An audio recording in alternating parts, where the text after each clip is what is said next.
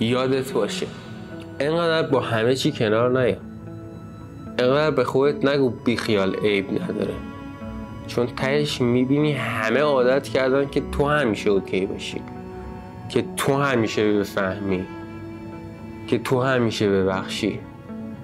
ولی کی تو رو میفهمه؟ کی هوای تو رو داره؟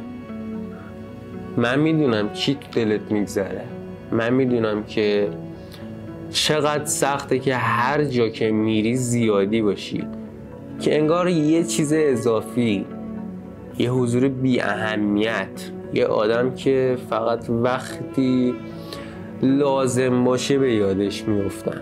میدونم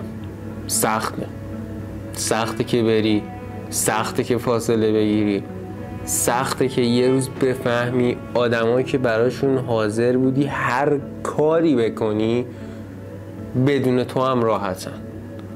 ولی اینو بدون که موندن تو جایی که ارزشت رو نمیفهمن سخت تره.